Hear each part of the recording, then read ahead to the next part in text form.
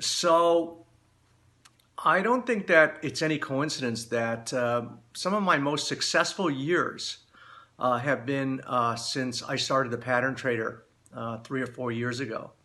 Last year was probably one of my most successful years trading personally ever. I just hit it out of the park, one trade after the other. Facebook, long, Tesla, short, Agilent Technologies, Mercado Libre. It was just one after the other last year. Short the dollar yen, and on and on. And I just think I was at a very good place. I saw the market clearly, and it all clicked. And I don't think it's a coincidence that the success I've had is somewhat related to what I do at the Pattern Trader. Now, when I started the Pattern Trader, I just had a general idea that I just wanted to share some of the thoughts and things that have helped me in the many decades of trading. But what I didn't count on, what I didn't anticipate, was that I would gain a whole external family consisting of literally thousands of people around the world who reach out to me constantly via my videos, via email, and then through one of our programs where I have one-on-one sessions with people all over the world where I learn about their lives. I learn about lives in different countries.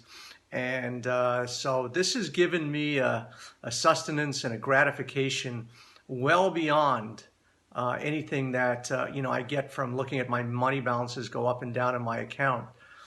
So it's this connection to the world, to many people around the world that, again, I don't think it's coincidental that my trading performance has been so incredible in the last several years since I started this. So it's a long way of kind of addressing a question that I always get. I got it on one of my boot camps this week is, if you're such a hotshot millionaire, why are you doing this? Why do you bother to, do webinars? Why do you reach out to people?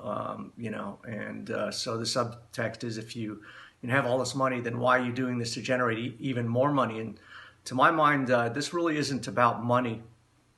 And I think while the markets have been in a low volatility state, it's very apropos to talk about trader psychology. And this is really what I'm trying to get at. About 12 years ago, I saw one of the most brilliant movies I ever saw with Daniel Day-Lewis, who is probably the most powerful actor alive today. Unfortunately, I think he just recently announced his retirement. But the movie was There Will Be Blood. Now, I saw it 12 years ago and kind of put it in the back of my mind. And recently, it's been looping around on the cable stations. And despite the fact that it's a 2.5-hour movie, I find every time that it comes back around, I find myself watching it and just saying, I'm just going to spend another minute or two watching it here or there, just because each of his scenes is just so powerful. But there are so many themes in this movie. I find that it's really kind of affecting me on a profound level. It's making me question a lot of assumptions I had. But one of the things that we learn about the main character, Daniel Plainview, Daniel Day-Lewis, is, he's a rugged individualist. He's an entrepreneur. He's a self-starter. And he did everything right and ended up making a lot of money. But he, hated competition and he hated people. And so despite the fact that he was enormously successful, he ended up being an alcoholic and being absolutely alone at the end of his life. And so the subtext of that movie was that we all need a human connection. So, we're all trying to, chase money and chase our ambitions. But at the end of the day, if we don't have the things that give us meaning, it may not be everything you're looking for. So again, this is kind of a heady stuff. It's between the ears, and I think so much of sports, so much of trading, is the 6 inches that is between our ears. All the noise that goes on. And so what I would leave you today is, seek out more meaning in your life. seek out more connection. Don't just text a friend. Pick up the phone, reach out, have a real conversation. And I think finding more depth in your life will bring more richness. It's not all about the dollars. So this may have been a little bit of an esoteric, kind of a digression here, but I think it's very important.